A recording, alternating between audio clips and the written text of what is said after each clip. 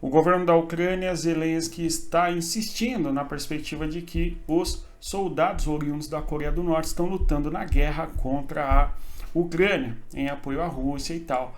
Nós vimos muitas imagens e vídeos a circular aí pelos mais diversos meios de comunicação, Telegram, grupos de WhatsApp e alguns canais do YouTube, mostrando eventuais soldados que seriam da Coreia do Norte lutando na guerra contra a Ucrânia. Aí, a conversa do Zelensky, isto é público e divulgado de maneira muito mais significativa e no meio das mídias tradicionais, digamos assim, a perspectiva do Zelensky é que os soldados da Coreia do Norte estão lutando na guerra e não houve uma resposta dos aliados da Ucrânia. Ou seja, a Coreia do Norte age militarmente ao lado da Rússia contra a Ucrânia e não há uma resposta militar na concepção da Ucrânia significativa contra, não é, a Coreia do Norte e contra a Rússia. Ou seja, o Zelensky está apostando nessa perspectiva de que a Coreia do Norte participa da agressão da Rússia contra a Ucrânia, mas ao mesmo tempo não há nada sendo feito por parte dos aliados da Ucrânia e nem dos países ocidentais. Esta é a perspectiva que a Ucrânia traz para o debate. No caso aí, os assuntos se referem ao dia 3 de novembro de 2024. O principal tema do dia 3 de novembro, aliás, é justamente as eleições na Moldávia. Nós assistimos aqui no dia 3 de outubro, o resultado saiu já à noite, lá quase virando o dia para o dia 4, hoje inclusive, né?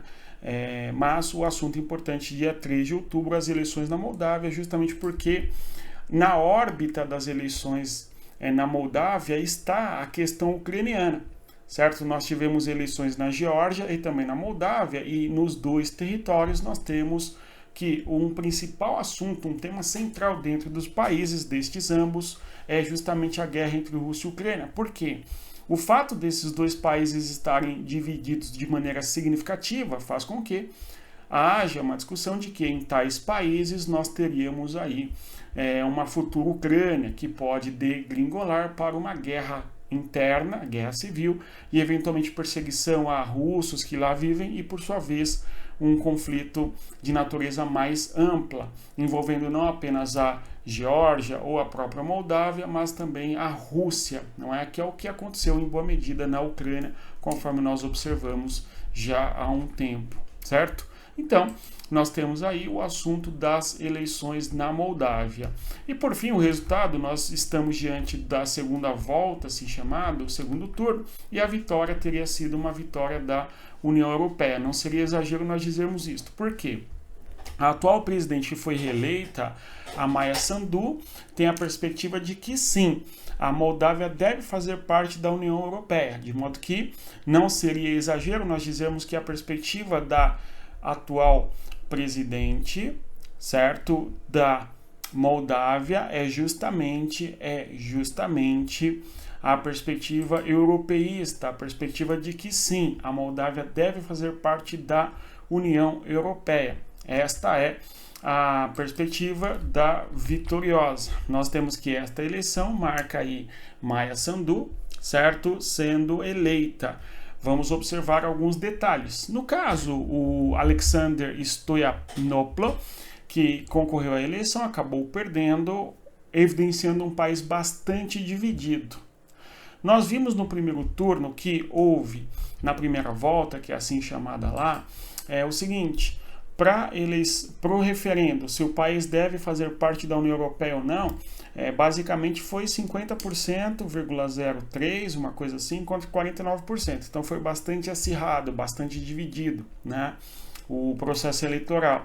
E mesmo dentro do país, a atual presidente que foi reeleita, ela ficou em primeiro lugar, porém numa disputa muito apertada.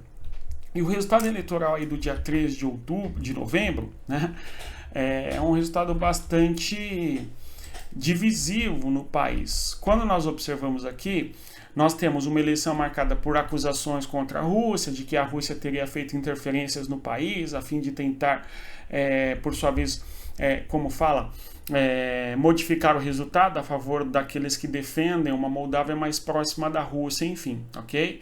Mas, por sua vez, apesar de tudo isso, nós tivemos a vitória da atual presidente, que tem a perspectiva de aproximar, sim, a Moldávia da União Europeia.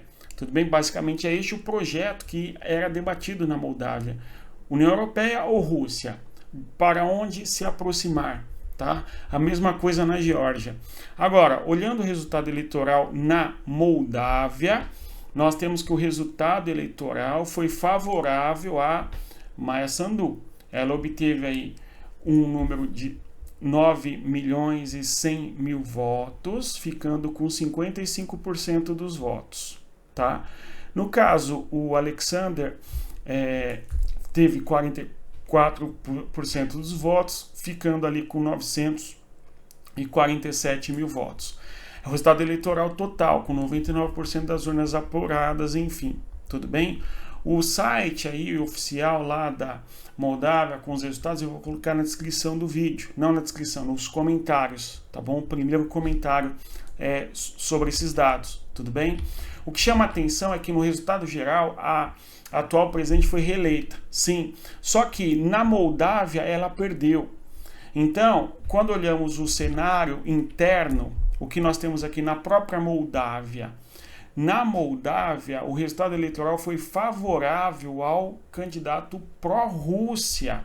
Quando nós pegamos a maior parte das províncias aqui da Moldávia, o resultado eleitoral favoreceu uma candidatura contra a União Europeia, certo? De modo que a vitória da Maia Sandu se deu justamente por conta do eleitor que vive no exterior. Quando nós pegamos só o território da Moldávia, o candidato contrário à União Europeia teria sido vitorioso. Quando nós pegamos o mapa da diáspora, aí sim, no exterior, o número de pessoas que votou, vejam só, na Maia Sandu é de 258 mil. Enquanto que aqueles candidatos que votaram, aquelas pessoas que votaram no candidato pró-Rússia é de 54 mil. Então, no exterior, nós tivemos que 80% pelo menos da população que saiu da Moldávia e foi para outros países, enfim, que é a chamada diáspora da Moldávia, nestas regiões aí, a população que está na Ucrânia, na Romênia, certo? Ou mesmo na França, ou nos Estados Unidos, enfim, ou até na Rússia, né? Na Rússia aí a candidata que foi reeleita não venceu, mas em outros países, na Índia, por exemplo, ela saiu vitoriosa, tudo bem? Então, a vitória e a reeleição da atual presidente da Moldávia só foi possível por causa dos votos exteriores, tudo bem? No caso aí, vamos pensar uma realidade como se fosse a do Brasil. Eleições no Brasil, o candidato brasileiro perde em solo nacional, uma diferença pequena, mas quando conta os votos dos brasileiros que estão nos Estados Unidos vivem 1.400.000 brasileiros, tudo bem? Então ali um número bastante expressivo. Se nós observarmos que no Paraguai, mais ou menos 230 mil brasileiros, e, sei lá, em Portugal, 230 mais ou menos também, assim por diante, não é? Na Itália, no Reino Unido, enfim, onde nós temos as colônias brasileiras.